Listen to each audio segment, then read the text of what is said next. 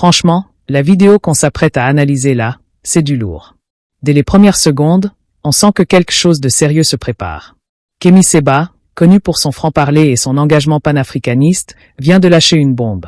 Selon lui, un certain Stéphane Konan serait au cœur d'un vaste réseau visant à discréditer les mouvements africains de libération et à renforcer les intérêts d'un système qu'il qualifie de néocolonial.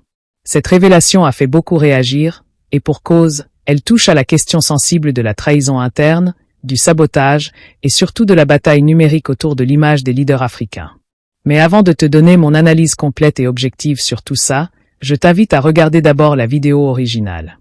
Regarde bien, écoute attentivement, et fais-toi ta propre idée. Parce que ce qu'on va décortiquer ensemble après, c'est profond. Et crois-moi, tu vas mieux comprendre les dessous de cette affaire. Alors reste bien jusqu'à la fin, abonne-toi si ce n'est pas encore fait, et prépare-toi à une analyse claire, sincère et équilibrée. Que l'Afrique ne serait pas autant persécutée par l'extérieur si elle n'avait pas autant au sein de ses rangs d'ennemis intérieurs. Et cette réalité s'est trop souvent matérialisée. On ne va pas répéter Mobutu face à Lumumba, on ne va pas répéter Blaise Compaoré face à Sankara, ce même Blaise Compaoré qui aujourd'hui vit sa vie de rêve chez l'autre traître du XXIe siècle, Alassane Dramane Ouattara. Nous sommes dans cette réalité-là.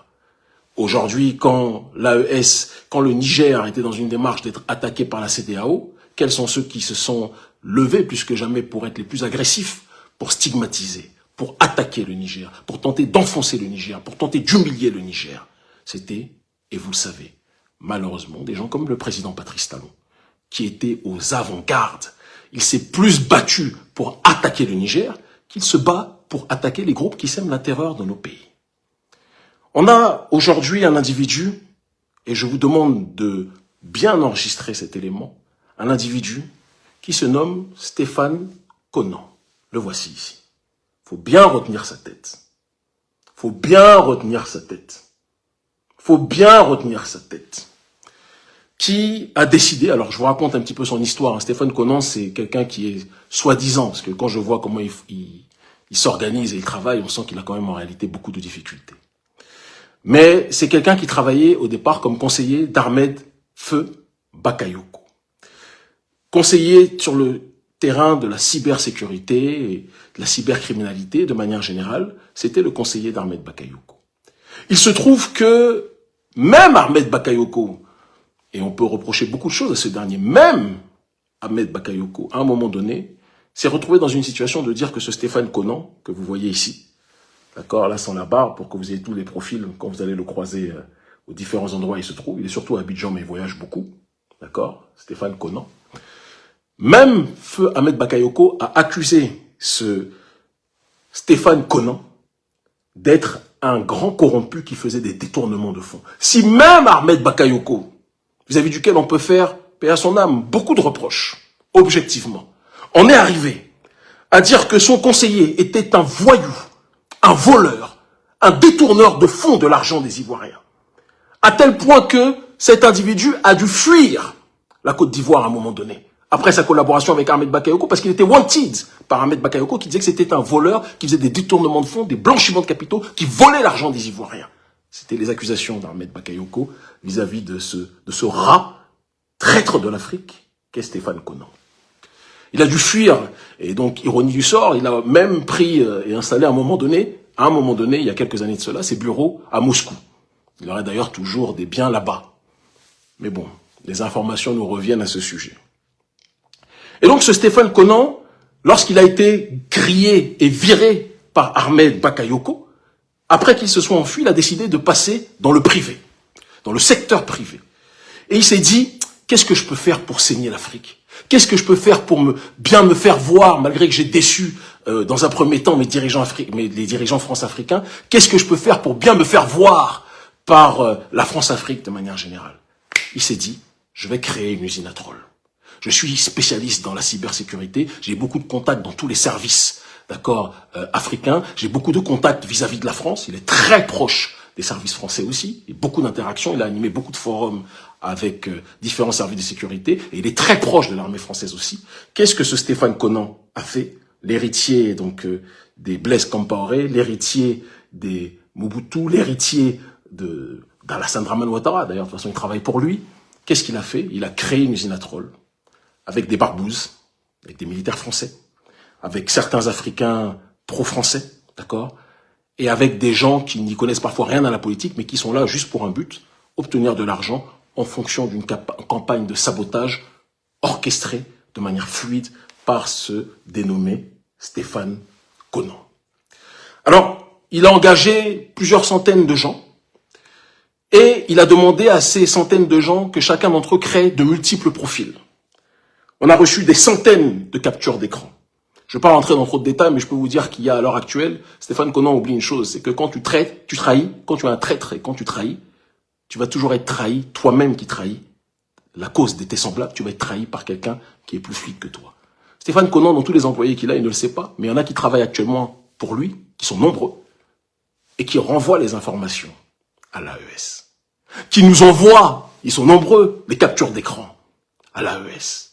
Qui nous envoient les informations pour que l'on puisse voir leur stratagème, leur stratégie, leur démarche. Et ils travaillent pour toi actuellement, c'est-à-dire qu'ils prennent l'argent chez Stéphane, ils ont l'argent chez Stéphane, et ils nous renvoient. Nous, on ne donne pas argent, mais ils nous donnent. Parce qu'eux-mêmes sont dégoûtés par ce qui se fait. C'est ça la réalité. Ils sont nombreux. Stéphane, fais attention. Ils sont nombreux. Stéphane Conan a vendu donc ses services en créant cette structure à des gouvernements comme le gouvernement béninois. D'accord? De manière officielle. Je vous le dis de manière très claire par rapport aux screens et aux captures d'écran que l'on a. Il a vendu les informations, il a vendu donc ses services au gouvernement ivoirien en premier lieu. Et à tout régime qui a un positionnement plus ou moins ambigu vis-à-vis de la France. J'ai même pas besoin de citer de nom, vous saurez de quoi je parle. Et il a donc pour but de lancer une démarche de propagande massive, même s'ils sont très maladroits et ça ne prend pas, pour essayer de salir les leaders d'opinion panafricaniste que sont moi-même, ma très chère sœur, mon sang, Nathalie Yamb, mon grand frère Franklin Nyamsi et d'autres. Nous sommes les cibles absolues de ces gens-là. Et l'autre cible absolue de ces gens-là, c'est la structure à laquelle nous sommes liés, qui est l'AES. Leur objectif est de décrédibiliser l'AES et de valoriser le système néocolonial france-africain. Stéphane Conan. Si moi il va porter plainte contre nous, on va venir nous-mêmes avec toutes les preuves. Mais avant ça, il y aura d'autres choses qui vont s'effectuer. Tous ceux qui voient la photo là, si vous le voyez, il faut le saluer. Si vous le voyez à Abidjan, il faut le saluer. Si vous le voyez dans n'importe quel aéroport, Stéphane Conan là, il faut lui dire bonjour de notre part. Si vous le voyez dans la rue là, il faut lui faire bisous de notre part. Des gens ont trahi l'Afrique, ont vendu l'Afrique, et c'est pour ça que l'Afrique se retrouve dans la situation dans laquelle elle est. Nous sommes au XXIe siècle. La trahison ne va plus jamais être tolérée. Cet individu a vendu les services de sa structure usine à troll, donc au gouvernement béninois, en créant et en alimentant le processus de ce que l'on appelle les clébés, et il a vendu ses services au gouvernement Ouattara pour essayer de revenir dans les bonnes grâces de Dramane, d'accord, en justement alimentant, en augmentant, en amplifiant le processus de ce que l'on appelle les ados-moutons. Et le but, c'est de créer une démarche de lutte et de déstabilisation, il n'arrive pas à le faire, de toute évidence, mais informationnelle, contre les régimes panafricanistes et contre les leaders d'opinion panafricaniste que nous sommes sur le terrain idéologique et contre les leaders politiques, institutionnels panafricanistes que sont aujourd'hui les dirigeants de l'AES. La démarche qui est la sienne, c'est de tout faire pour, dans un même temps, valoriser la France-Afrique et dans l'autre temps, essayer de salir ceux qui essayent de s'évader de la plantation et de brûler la plantation. Pendant longtemps, on a dit que notre problème, c'est l'oligarchie française. Mais je vais vous dire les choses telles que je les pense. Même si, en effet, l'oligarchie française est criminelle et sera jusqu'au bout, par nous autres, toujours combattue jusqu'à notre dernier souffle. Tout comme l'oligarchie occidentale, comme toute autre oligarchie, qu'elle soit blanche, arabe, d'accord, asiatique ou noire, qui lutte contre les intérêts de notre peuple. Nous, on n'a aucun problème dessus. On ne fait pas de discrimination. Le problème central de notre peuple, c'est que on dit toujours que c'est l'unité parmi les nôtres qui permettra d'être plus respecté par le reste de l'humanité. Mais de la même façon, lorsqu'un ennemi se dresse en notre sein et préfère aider l'extérieur plutôt que de consolider l'intérieur, il doit être sanctionné à la bonne hauteur pour sa trahison. Nous ne pouvons plus au XXIe siècle accepter ceux qui ont décidé et qui ont décédé leur fierté et qui ont décidé, plus que jamais, de brader leur dignité, ceux qui ont décidé d'aider le colon à tout faire pour nous assujettir et pour nous persécuter. Nous ne l'accepterons plus. Des gens comme ce Stéphane Konan, des gens qui ont décidé de donner leur âme à un régime néocolonial, des gens qui ont décidé sur les réseaux sociaux de vanter la France-Afrique de manière structurelle, de manière économique, de manière politique, et qui ont décidé à chaque fois de salir, d'inventer des propos, d'inventer et de créer des calomnies vis-à-vis de ceux qui sont dans ce processus d'autodétermination, ça ne peut pas être acceptable. Nous ne pouvons plus l'accepter. Et donc, il ne faut pas qu'il puisse imaginer, M. Konan, que ces jours à venir vont être des jours de paix. Tu ne peux pas trahir ta maison et penser que tout va se passer gentiment. Moi, je n'appelle jamais à la violence. Vous le savez, je suis un pacifiste. Je vous ai dit, si vous le voyez, faites-lui des bisous de la part de l'AES. Faites-lui des bisous de la part de Kémy Séba. Faites-lui des bisous de la part de tous les panafricanistes. Vous savez quel bisou on doit faire pour les traîtres. Vous le savez. On ne va plus jamais accepter ça. Ce sont des gens qui, chaque jour, font des fake news pour salir le capitaine et le président du Faso, Ibrahim Traoré. Ce sont des gens qui, chaque jour, font des fake news pour salir le dirigeant de notre digne pays, un pays panafricaniste par essence et par excellence, qu'est le président et général Abdourahmane Tiani, président du Niger. Ce sont des gens qui font tout pour salir tous les panafricanistes où qu'ils soient installés. Ce sont des gens qui, chaque jour, m'inventent, moi, des citations. Il y a quelques semaines, il disait que oui, il faut Kémy Séba a dit qu'il faudrait qu'il y ait la paix entre la CEDEAO et l'AES. On n'a jamais dit ça.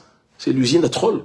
D'après ce que les informations qui nous sont données, d'après les informations qui nous ont données, qui nous sont transmises, parmi les screens que nous recevons, nous voyons les consignes qui sont données pour créer ces fake news. Et ils ne se contentent pas de faire des fake news sur les réseaux sociaux.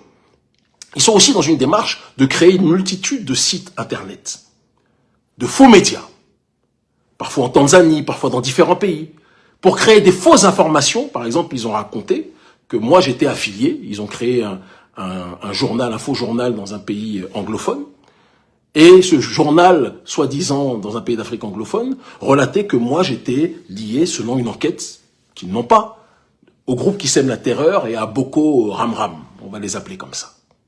Et donc, à partir du moment où des sites anglophones prennent ces informations, maintenant les sites francophones, france-africains, peuvent relater ces informations en disant, d'après ce site anglophone, Kémy Séba est lié à... Et tout ça, c'est Stéphane Konan.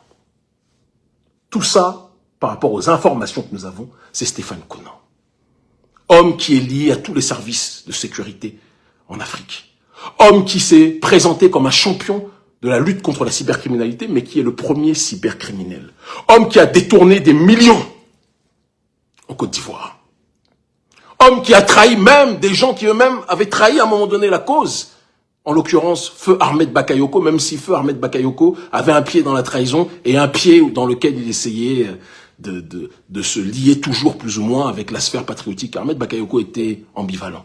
Et c'est ce côté ambivalent qui a fait, toi là, même si moi des fois j'ai trahi, mais toi là, Stéphane Konan, tu es la Champions League de la trahison. Et ce Stéphane Konan, après s'être enfui comme un rat, a décidé de revenir sur le continent en disant, j'ai trouvé des moyens de tout faire pour se faire saigner ceux qui se battent pour la dignité et l'autodétermination du continent africain. J'ai toujours dit quand j'étais jeune, ça fait 26 ans que j'ai commencé, vous voyez les poils blancs, ça ne me rajeunit pas. Et c'est notre fierté. Depuis le départ, on a commencé, on a mené ce combat et aujourd'hui, regardez où on est. Regardez.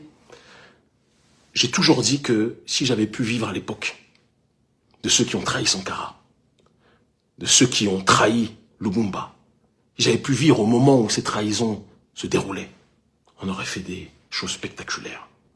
Là, on a l'occasion de rappeler à ceux qui trahissent le continent que même si nous sommes, je le dis très clairement, moi je suis non-violent. Je suis non-violent. Je suis non-violent. Mais être non-violent n'empêche pas, face à la trahison, d'être déterminé et être intelligent. Et quand quelqu'un trahit, à un moment donné, il faut qu'il réponde des crimes qu'il a commis. Vous ne pouvez pas trahir l'avenir du continent africain. Vous ne pouvez pas trahir la dignité du continent africain. Vous ne pouvez pas trahir l'avenir de nos enfants. Vous ne pouvez pas trahir l'espérance d'un peuple qui pendant trop longtemps a été ostracisé au concert des nations. Vous ne pouvez pas accepter ça. Vous ne pouvez pas accepter ça. Vous ne pouvez pas accepter ça. Et donc, des gens comme Stéphane Conan, qui a décidé de cibler l'AES plutôt que de cibler les groupes qui sèment la terreur sur le continent africain, plutôt que de cibler les entités néocoloniales qui pillent les ressources de nos pays. Des gens comme cet individu doivent être sanctionnés. Ils doivent être trouvés. Ils doivent être identifiés. Et à un moment donné, on doit, de manière panafricaine, s'en occuper. Je suis obligé de le dire, je suis obligé de l'énoncer, je suis obligé de l'exposer. Il en est de ma responsabilité. L'AES est une structure porteuse d'espoir. On peut, à l'intérieur de la maison, discuter tous les jours de ce qui pourrait être amélioré, de ce qui est bon, de ce qui n'est pas assez bon selon différents regards, et de ce qui est parfait, de ce qui est extraordinaire. Ça, c'est la cuisine interne. Mais à l'extérieur, ça doit être toujours, et c'est notre démarche, l'unité face à l'ennemi qui veut assujettir le projet de renaissance du continent africain. Nous n'allons pas laisser des petits rats, des petits cafards politiques jouer avec l'avenir de notre continent, en créant des calomnies, en créant des mensonges, en salissant nos familles, en salissant nos personnes, en salissant notre honneur, en piétinant notre honneur, en inventant tout et n'importe quoi pour essayer de retourner le peuple contre tel leader d'opinion, contre tel président. On ne l'acceptera plus. On ne peut pas l'accepter. Il en va de notre dignité, de notre responsabilité. Vous savez que je vous aime en crever. Et j'ai toujours dit que ce qui manque à notre peuple, c'est pas la force. On est les êtres, hommes et femmes, les plus puissants et les plus beaux, les plus charismatiques qui existent sur cette terre. Je l'ai dit et je l'ai toujours dit. Quand on dit black is beautiful, c'est une réalité. Mais ce qui manque à notre peuple parfois, c'est l'amour de soi. Et c'est l'amour entre nous. C'est l'amour de soi et l'amour entre nous. On ne s'aime pas assez nous-mêmes. Et on ne s'aime pas assez entre nous. Et c'est le fait qu'on ne s'aime pas assez nous-mêmes et qu'on ne s'aime pas assez contre nous qui permet à des gens qui sont beaucoup moins forts que nous de pouvoir venir de l'extérieur nous assujettir par la suite. C'est la réalité. C'est la réalité. Divisés, nous sommes faibles. Unis, nous sommes invincibles. Mais pour être unis, je me souviens, les gens me disent, oui, il faut qu'on fasse comme la Chine, faut qu'on soit dans une démarche de construire les choses comme la Chine. La Chine, Mao a dû faire un nettoyage politique. Un nettoyage politique. La révolution culturelle de Mao, il a dû d'abord faire un nettoyage politique avant de rentrer dans la démarche du processus de transformation, je ne dis pas de développement, vous connaissez ce que je dis par rapport à cette réalité-là, de transformation infrastructurelle. Vous comprenez? Il a dû faire un travail de révolution culturelle avant d'aller vers la phase de la transformation infrastructurelle. Nous devons passer par cette étape. On ne peut pas toujours laisser les traîtres trahir. À un moment donné, ils doivent être gérés, sanctionnés pour qu'on puisse avancer. Que Stéphane Conan ait décidé de travailler avec le gouvernement béninois de Patrice Talon et le gouvernement ivoirien d'Alassane Dramane Ouattara en propageant des fake news, c'est son choix. Mais il doit répondre de ses actes vis-à-vis de la justice, déjà de 1, de l'AES, et ça se fera dans les temps à venir, mais aussi vis-à-vis du peuple. Nous sommes des millions et des millions et des millions. Nous sommes tellement plus nombreux que les traîtres. Quand on voit ce gars-là, on reçoit déjà des informations de là où il est, de là où il vit, etc. On doit, à un moment donné, passer un message à ces gens. Arrêtez de trahir votre peuple. C'est pas appeler à la violence. C'est pas appeler au meurtre. Moi, je n'appellerai jamais, je ferai jamais ça. Mais c'est appeler à la dignité. Tu trahis, tu dois rendre des comptes. Tu fais saigner ton peuple, tu dois rendre des comptes. Et ce que je dis là est valable, non seulement pour Stéphane Conan, est valable pour ceux qui travaillent pour lui, et qui ne se retournent pas, ceux qui travaillent pour lui, mais qui nous donnent les informations, les 7 personnes, là, je ne vais pas les citer, on vous remercie. Mais de l'autre côté, ceux qui travaillent pour lui, qui sont noirs, parce qu'il y a aussi des barbouzes français, des blancs, des militaires, des anciens militaires, etc., qui sont en Afrique, d'autres qui sont en France, des zémouristes, etc., des gens de toute tendance, de tout courant idéologique, mais qui convergent tous vers l'intérêt de vouloir préserver la France-Afrique. Les Noirs parmi eux, là, il faudra les gérer. On va vous gérer, vous n'allez pas croire. Vous n'allez pas croire. Vous ne pouvez pas continuer à trahir notre peuple. Vous ne pouvez pas continuer à humilier notre peuple. Vous ne pouvez pas continuer à brader notre peuple pour une poignée de francs CFA. C'est pas possible. On va pas vous laisser faire ça. Si vous aimez pas le peuple, nous, on va vous aider à les aimer. On va vous aider à aimer le peuple. On va vous aider à aimer vos concitoyens. Dans cette vie ou dans l'autre, on va vous aider. Ne croyez pas que c'est un jeu ce qu'on est en train d'effectuer. C'est l'avenir de millions et de millions et de millions de gens qui se jouent. C'est l'avenir de milliards de gens demain qui se jouent. On va pas vous laisser brader. On a dit on veut une rupture épistémologique, c'est-à-dire une rupture de pensée vis-à-vis du système néocolonial. Vous voulez faire semblant de ne pas comprendre.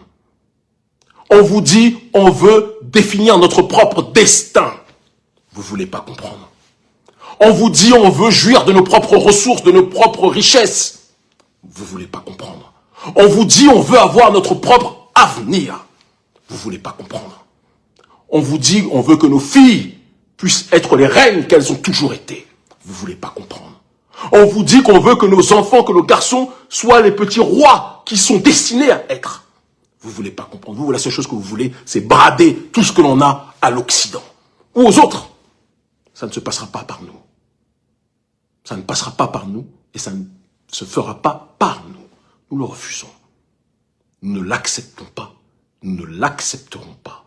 Nous le refuserons toute notre vie et toute notre existence.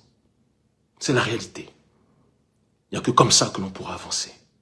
Il y a un frère qui me dit, non, ou une sœur, un frère qui me dit, penses-tu que la France-Afrique pourrait être éradiquée un jour? C'est en cours, cette éradication. C'est en cours. Mais ça devra se faire par tout votre concours. Chacun d'entre vous.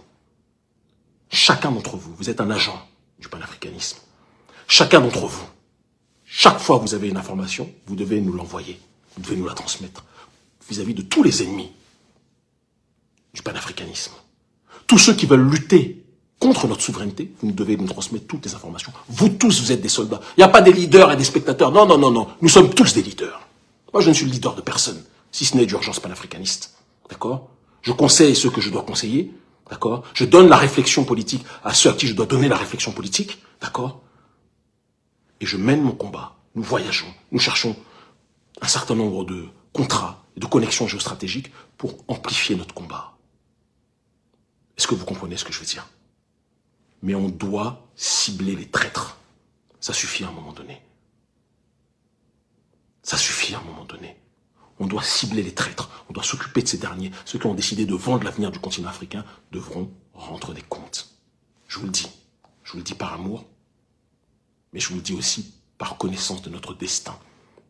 L'Afrique de demain ne sera pas une Afrique infestée de traîtres. L'Afrique de demain sera une Afrique où la solidarité, l'autodétermination, l'antivictimisation et la virilité politique, du sanskrit vira qui signifie héroïsme, rien de masculiniste ou autre, hein, du sanskrit vira qui signifie héroïsme, la virilité politique devra être exposée. On ne va pas laisser nos ennemis continuer à nous trahir, nos ennemis intérieurs, continuer à renforcer nos ennemis extérieurs. On ne peut pas faire ça. On ne le fera pas, on ne l'acceptera pas.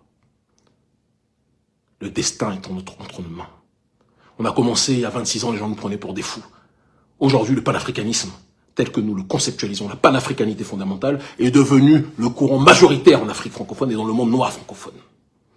Il existe encore ce que l'on appelle les afropolitains, c'est-à-dire des gens qui sont dans le globalisme néolibéral et qui voient le monde comme un village et qui disent que oui, on doit faire du business avec l'Occident. Nous, on dit une chose simple.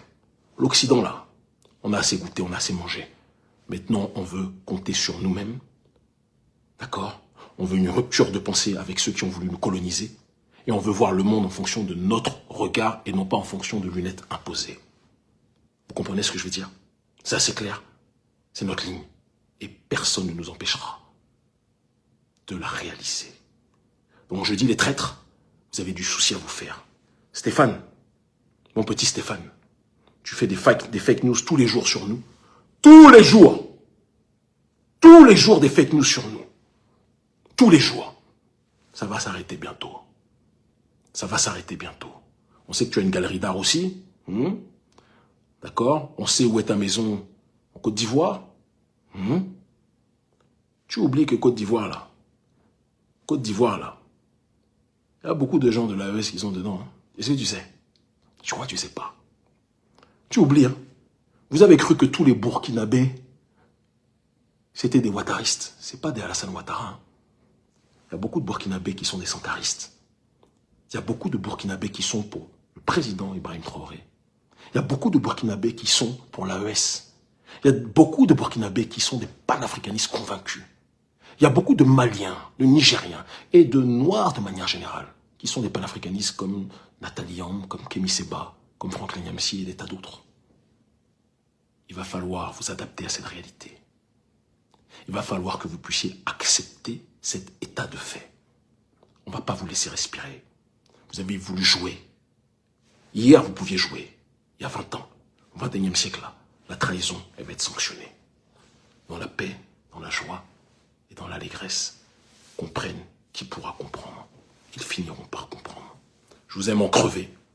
Je vous aime de toute mon âme. Le système néocolonial veut que les pays comme la Côte d'Ivoire et le Bénin soient maintenus dans l'escarcelle du système néocolonial. Mais il va y avoir des bouleversements dans les semaines à venir. Je vous le dis. Certains diront oiseau de mauvais augure.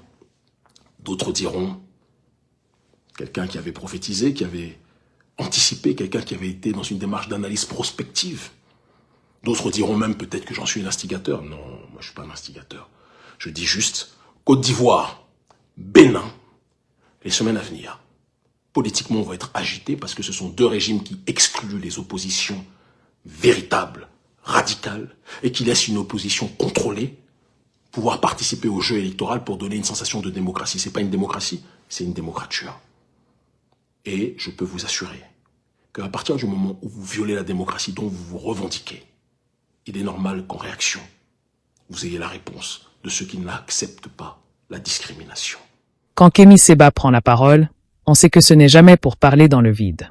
Il choisit toujours ses mots avec précision, et chaque déclaration est une manière de provoquer la réflexion. Dans cette vidéo, il parle avec une intensité qu'on ressent jusque dans le ton de sa voix. Ce qu'il dénonce, c'est une réalité qu'il estime dangereuse pour l'Afrique. Selon lui, la plus grande menace ne vient plus forcément de l'extérieur, mais souvent de l'intérieur. C'est cette idée qu'il répète dès le début. L'Afrique ne serait pas autant persécutée si elle n'avait pas autant d'ennemis dans ses propres rangs. Cette phrase, à elle seule, résume tout le fond de son message. Il ne parle pas seulement d'un individu ou d'une personne isolée, il parle d'un système, d'une logique de trahison qui, selon lui, mine la progression du continent. C'est une accusation forte, mais qui trouve écho dans la mémoire collective africaine. Car quand on se rappelle des figures comme Lumumba, Sankara ou encore d'autres leaders africains éliminés ou trahis par leurs propres frères, on comprend la gravité du propos. Dans cette logique, Kémy Séba cite plusieurs noms, Mobutu, Blaise Compaoré, Ouattara. Des figures qui, dans l'imaginaire panafricain, symbolisent souvent cette dualité entre le pouvoir, l'intérêt personnel et la fidélité à la cause africaine. Et c'est sur ce terrain qu'il place le personnage de Stéphane Conan, qu'il décrit comme un acteur majeur d'un réseau de désinformation numérique au service de la France-Afrique. Selon lui, Conan serait responsable d'une usine à trolls, un groupe organisé pour créer de fausses informations et nuire à l'image de certains dirigeants africains et de mouvements panafricanistes comme l'AES, Alliance des États du Sahel. Il parle de campagnes coordonnées sur les réseaux sociaux, de fausses citations, de calomnies, d'attaques contre des figures comme Nathalie Yamb, Franklin Nyamsi, ou lui-même. À ce stade, il faut comprendre une chose, Kémy Séba n'accuse pas pour le simple effet médiatique. Il s'inscrit dans une démarche idéologique, celle de la défense de l'Afrique contre toute forme de manipulation, qu'elle soit politique, économique ou informationnelle. Dans un monde où les réseaux sociaux sont devenus une arme d'influence, ce qu'il décrit peut être perçu comme une bataille invisible, celle des récits. Et dans cette bataille des récits, les mots comptent. Une fausse citation, une rumeur bien placée, un montage déformé peuvent créer des divisions profondes entre les peuples, fragiliser des mouvements et retourner l'opinion publique. C'est ce que Kémy Séba cherche à dénoncer ici. Non seulement la manipulation, mais aussi la naïveté avec laquelle certains Africains se laissent parfois emporter par des contenus en ligne sans vérifier les sources. En réalité, ce qu'il met en lumière, c'est le combat pour le contrôle de l'information africaine. Qui raconte l'Afrique.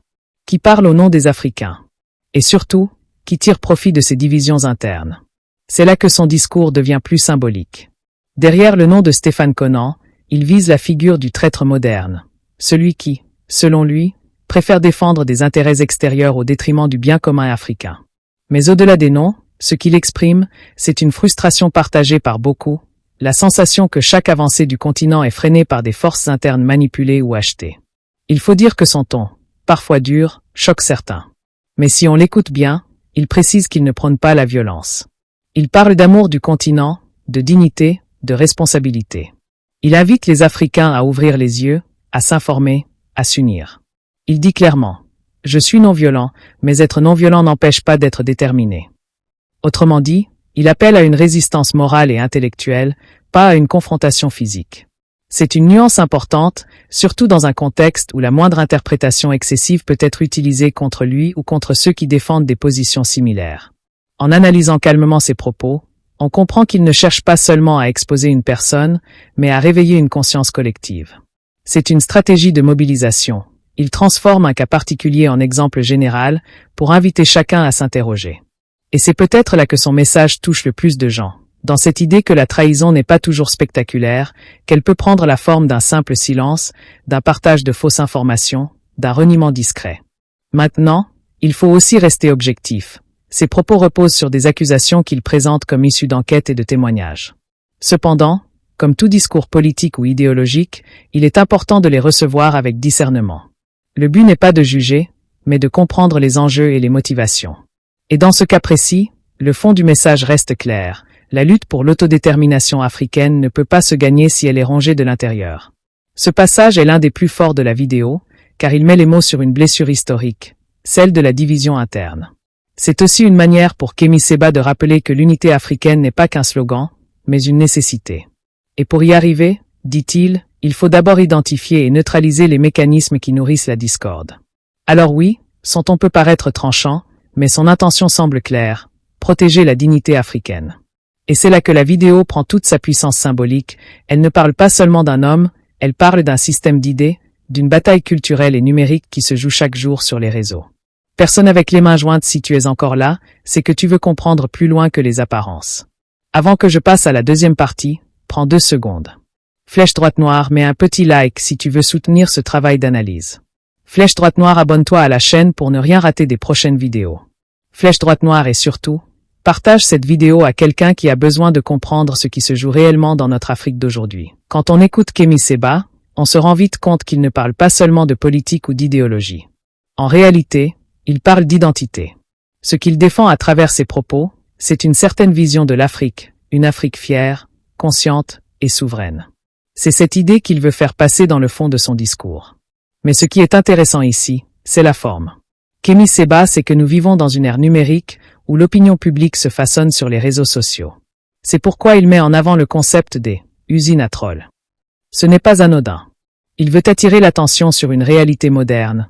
Les batailles d'aujourd'hui ne se jouent plus seulement dans la rue ou dans les institutions, mais dans les espaces virtuels où circulent les idées et les récits. Ce qu'il décrit, c'est une guerre de communication, une guerre invisible, où chaque message peut influencer des milliers de personnes. Dans ce contexte, le combat panafricaniste n'est plus seulement idéologique, il devient informationnel. Et à travers cette dénonciation, Kémi Séba veut montrer que certains acteurs, au lieu d'utiliser leur expertise numérique pour servir le continent, choisissent au contraire de participer à des campagnes qui divisent les peuples africains. Il ne s'agit pas seulement de pointer du doigt une personne, mais d'alerter sur un système où les outils technologiques peuvent devenir des armes psychologiques. En Afrique, où la jeunesse représente plus de 60% de la population, les réseaux sociaux sont devenus le principal espace d'expression. C'est là que se forgent les opinions, que se propagent les idées, et malheureusement, parfois aussi, les mensonges. Le cœur du message de Kémi Séba, c'est donc d'apprendre à voir au-delà des apparences.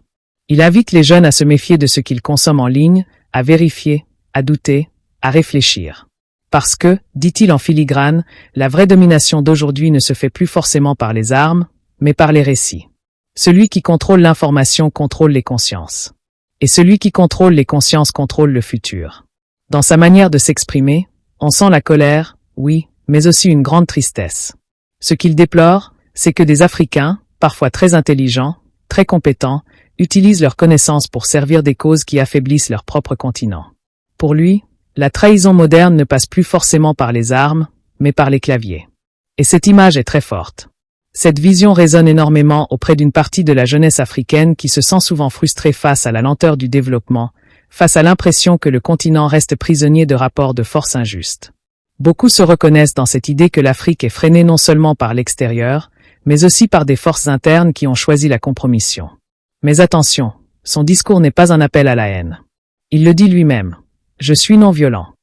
Il ne cherche pas à créer des divisions physiques, mais à éveiller des consciences. Il veut que les Africains apprennent à nommer les choses, à comprendre qui agit dans l'ombre, et à reprendre le contrôle de leur image collective. C'est une démarche plus morale que belliqueuse. Et d'une certaine manière, son message peut se résumer ainsi. Si tu n'as pas de pouvoir économique, politique ou militaire, tu peux au moins avoir le pouvoir de comprendre. Et ce pouvoir-là, personne ne peut te l'enlever. C'est une phrase qu'on pourrait presque attribuer à lui, parce que c'est exactement ce qu'il cherche à provoquer, une autonomie intellectuelle. Kémy Séba ne demande pas aux gens de le suivre aveuglément, il leur demande de s'informer, de s'éveiller, de penser par eux-mêmes. Et c'est ce type d'approche qui explique sa popularité croissante sur le continent. Dans le cas précis de cette vidéo, il utilise donc l'affaire Stéphane Conant comme une parabole moderne. Le message n'est pas seulement « cet homme nous attaque ». Le message profond, c'est « regardez comment certains parmi nous sont utilisés pour maintenir notre dépendance ». C'est une invitation à l'introspection collective. Et c'est là que son discours devient symbolique, il transforme la dénonciation en leçon. Il dit en substance « ne sois pas celui qui aide à détruire ce que tes ancêtres ont essayé de construire ». Cette approche morale et émotionnelle parle directement au cœur du public africain. Et particulièrement au Cameroun, où beaucoup de jeunes ressentent ce même besoin de vérité, ce même désir de voir l'Afrique parler d'une seule voix.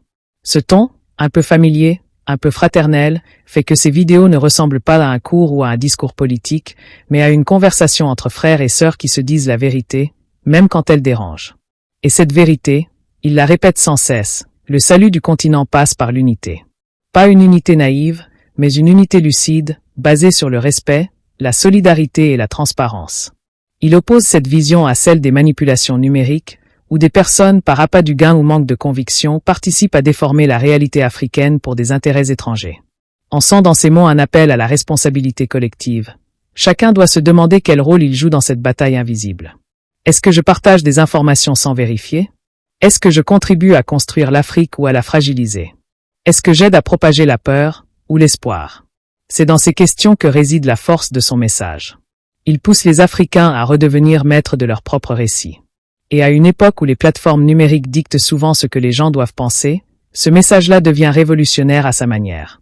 En fin de compte, au-delà de la polémique, ce qu'il faut retenir, c'est que Kémy Séba appelle à une prise de conscience intellectuelle et numérique. Il met en garde contre les manipulations, les divisions et les illusions. Il invite les Africains à être vigilants, à rester debout et à protéger leurs leaders, non pas aveuglément, mais par lucidité et amour du continent. Bull, si tu es toujours là, laisse un petit commentaire juste en bas. Dis-nous ce que tu penses de tout ça. Est-ce que tu crois que les réseaux sociaux sont devenus une arme de manipulation contre l'Afrique? Et surtout, abonne-toi pour ne pas manquer la prochaine partie, parce que la suite, c'est là qu'on entre dans le cœur du débat. La notion de trahison, de responsabilité morale et du rôle de chaque Africain dans la défense de son continent.